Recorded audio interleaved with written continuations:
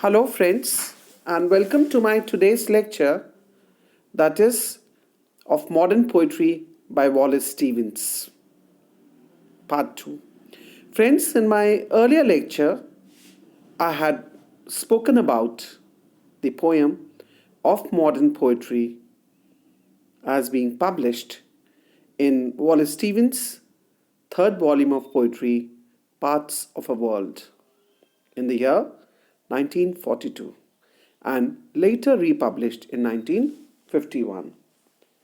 I had also mentioned that this poem is considered half a poem and half a theory, for in this poem, Stevens, being a modernist poet, he tells us how to write poetry. He shares, in this poem, he shares his rules or theories as to how actually modern poetry should be. He also says that modern poetry should be something new, something that is set upon the real places, real people, and even real events. He also focuses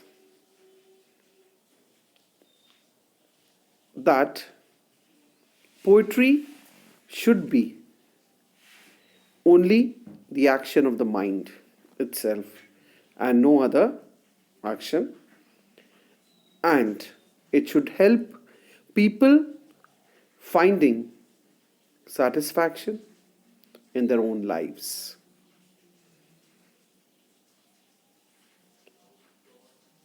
Today I'll be explaining the poem a little in detail.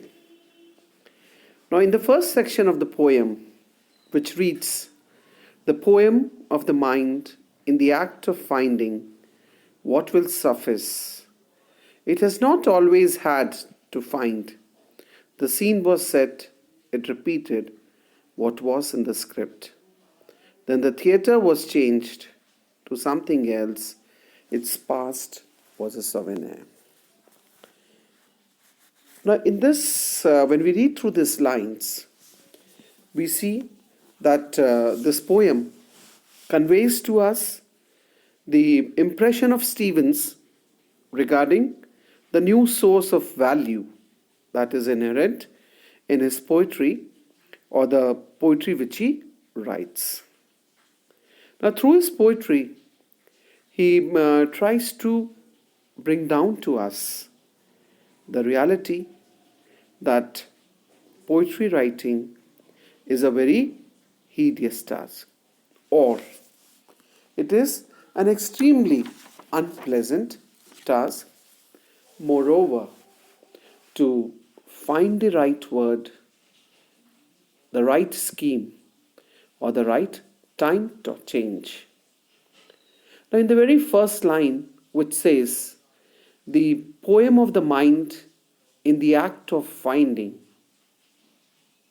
what will suffice," we see that the poet is in continuous hunt or search for such ideas and words, etc., which would actually suffice in the mind.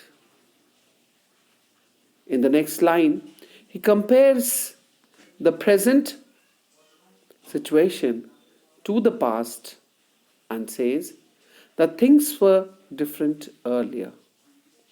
In the past, the poets wrote according to a set pattern, and such attitudes were already accepted. But now, things have changed altogether for modern poetry. Earlier, the poets, who here are compared to actors, they repeated what was in the script on the present stage, on the preset stage, But the modern poets, they have to promulgate their own subject matter.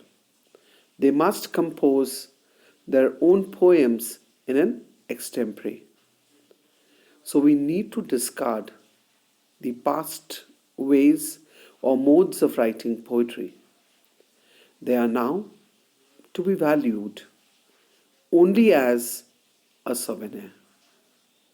The old scripts and traditions, they have become useless and outmoded, and so they have been reduced just to souvenir. Now, in the next few lines, then the theatre was changed to something else. Its past was a souvenir. Now, it has to be living to learn the speech of the place. It has to face the men of the time and to meet the women of the time. It has to think about war and it has to find what will suffice. It has to construct a new stage. Now, in these lines too, the poet, he continues with his rules. He insists that poetry has not always faced the challenges as it faces now. That was in the year 1942. But now instead of merely repeating the established norms, it has to adopt to a new world. The modern poetry has to be living and lively, for it needs to survive the present times. And so it has to learn the speech of the place. It has to face the man of the present time and also meet the women of today or the present day woman. It has to think about war, and still the mind has to think of the right words to give expression to those ideas which will come within it. For that, the ideas in those original lines, they need to be uttered by the speaker to make the poem move forward.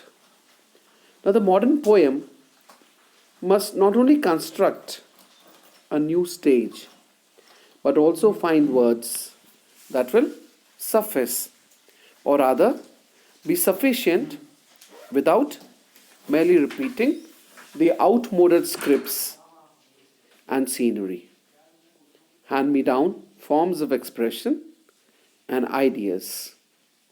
The modern poet must find those what will suffice and make it new, most importantly. That's all for today. The remaining portion of the poetry I'll be explaining in my next lecture. Till then, goodbye and thank you, friends.